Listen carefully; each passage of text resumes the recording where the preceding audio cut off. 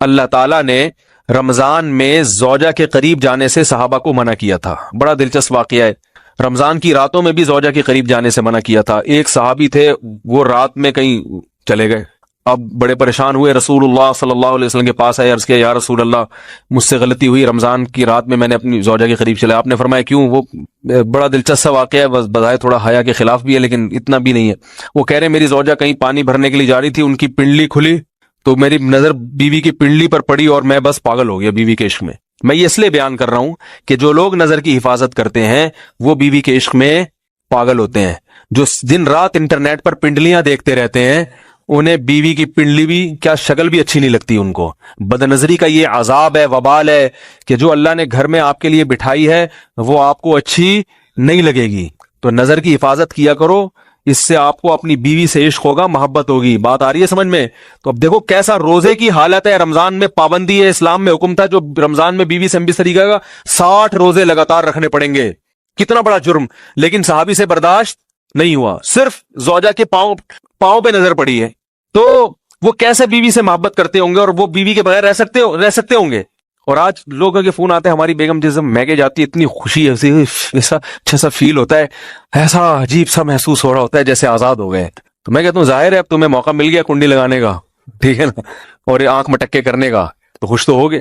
تو یہ بھی ایک عذاب ہے جو لبرل لوگ نے جس عذاب میں ڈالا ہوا ہے نا، اس میں عورت کے حقوق نہیں ہے. عورت کے حقوق نظر کی حفاظت میں اور عورت کے پردہ کرنے میں ہے. جب مرد باہر نکلے گا سب پردے میں ہوں گی تو آئے گا کس کے پاس؟ بیگم کے پاس ہی آئے گا. تو اتنے منہ کالا کرنے کے راستے کھول دیے ہیں تو ظاہر ہے پھر کامیاب ازدواجی زندگی نہیں ہوتی. تو نبی کے پاس آئے، عرض کیا یا رسول اللہ میں برداشت نہیں کر پایا. تو آپ مسکرا دیے. تو وہ نبی کے پاس گئے، یا رسول اللہ ایسے ہوا، مجھ سے غلطی ہو گئی. تو آپ نے فرمایا کیوں؟ فرمایا ایسا ہو گیا تھا. تو آپ صلی اللہ علیہ وسلم نے فرمایا 60 روزے رکھو لگاتار. انہوں نے فرمایا ایک کی طاقت نہیں ہے، اس میں یہ ہو گیا 60 کیسے رکھوں گا، نہیں ہے طاقت 60 کی. آپ نے فرمایا ٹھیک ہے پھر 60 غریبوں کو 2 ٹائم کا کھانا کھلاؤ. فرمایا اس کی بھی طاقت بولو بھائی نہیں ہے. اتنے میں ایک صحابی لائے کوئی چیز صدقہ کرنے کے لیے. تو آپ نے فرمایا چلو اصل حکم تو یہی ہے کہ 60 روزے یا پھر 60 غریبوں کا کھانا، وہ نہیں تو چلو فی الحال ان کو تنبیہ کے لیے کچھ ان سے صدقہ کروا لیتا ہوں.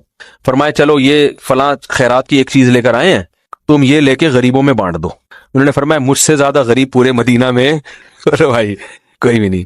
آپ صلی اللہ علیہ وسلم مسکرانے لگے، فرمایا جاؤ کھاؤ اور بچوں کو کھلاؤ. اور بھائی غلطی بھی ہوئی اور گھر میں راشن بھی آ گیا.